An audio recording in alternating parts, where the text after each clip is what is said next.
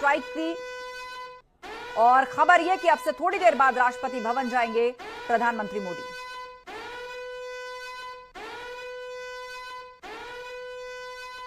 और इस बीच एक और बड़ी खबर आपको बता दें, हमले के बाद मलबे में शव तलाशते दिखे पाकिस्तान के सुरक्षा कर्मी।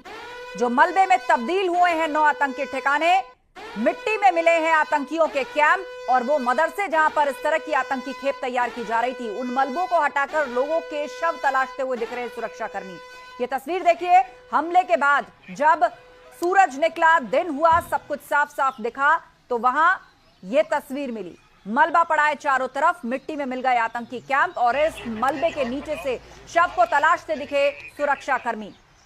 आतंकी ठिकानों पर भारत का ऑपरेशन सिंदूर, जहां पर लश्कर-ए-तैयबा और जैश-ए-मोहम्मद से जुड़े हुए आतंकी कैंपों को भारतीय सेना ने खाक में मिला दिया। बीती रात 1:05 पर जो एयर स्ट्राइक शुरू हुई वो 1:30 बजे तक चली, यानी ये 25 मिनट कितने भारी रहे इन आतंकियों के ठिकानों पर, वो आप इन तस्वीरों को देखकर अंदाजा लगाइए। चारों तरफ मलबा पड़ा है, सब कुछ चकनाचूर, मिट्टी में तब्दील, और इसी मलबे को हटा करके लोगों का शव तलाश रहे हैं पाकिस्तान में सुरक्षाकर्मी। 22 अप्रैल को जो पहलगाम में अटैक किया था आतंकवादियों ने, जिसमें 25 लोगों की, मासूम लोगों की जान चली गई थी, धर्म पूछकर उन लोगों को टारगेट किया गया था, आज उसका जवाब भारतीय सेना ने दे दिया है।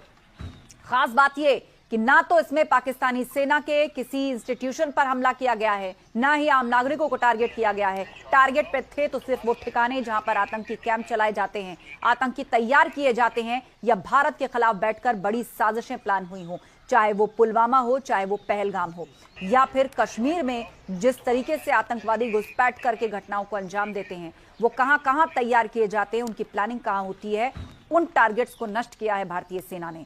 और उसके बाद मिट्टी के ढेर और मलबे में तब्दील ये पूरा भंडार जो आप देख रहे हैं, उसके बीच में एक एक ईंट पत्थर को हटा करके लोगों के शवों को तलाशा जा रहा है। अंदाजा लगाया जा रहा है यहां कौन कौन था बीती रात जो कि इस मिसाइल हमले में मारा गया। और इस बीच बड़ी खबर आ रही है, मुरीदके में सबसे बड़ी तबाही की तस्वीर सामने आई है। लश्कर-ए-तैयबा के कैंप जो तबाह किए गए, उसके भीतर की एक्सक्लूसिव तस्वीर निकलकर सामने आई है, जो इस वक्त आप स्क्रीन पर देख रहे हैं।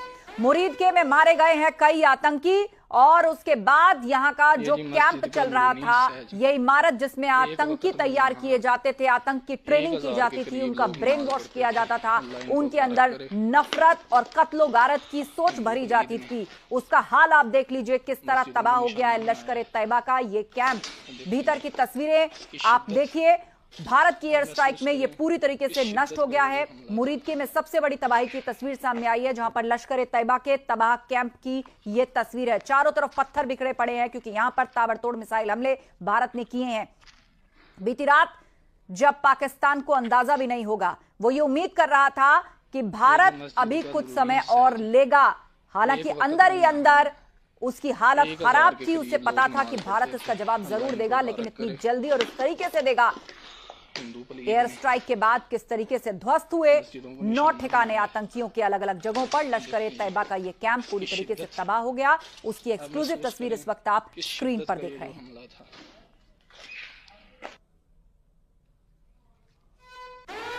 तो ऑपरेशन सिंदूर, एक और बड़ी अपडेट, आतंकी मसूद अजहर के परिवार के 14 लोग मारे गए हैं इस एयर स्ट्राइक में, और इसकी पुष्टि खुद मसूद अजहर ने की है और कहा है मेरा भाई और उसकी पत्नी मारे गए, बहन, बहनोई और भांजा भी मारे गए। इस एयर स्ट्राइक में मसूद अजहर के भी मदरसे को निशाना बनाया गया था, जहां से लगातार उसके नफरती भाषण, लोगों को उकसाना, आतंकियों को ट्रेनिंग देना, भारत के खिलाफ साजिशें करना, वो सब कुछ लगातार सामने था। दरअसल विमान अपहरण के बाद मसूद अजहर जब छूटा तो उसके बाद से वो लगातार वहां बैठकर भारत के खिलाफ प्लानिंग्स करता था, यहां पर आतंकी घटनाओं को सिलसिलेवार तरीके से अंजाम देता था, और ये सिलसिला रुकने ना पाए इसके लिए पीढ़ी दर पीढ़ी आतंकियों की खेप भी तैयार करता था। वही मसूद अजहर, उसने खुद पुष्टि की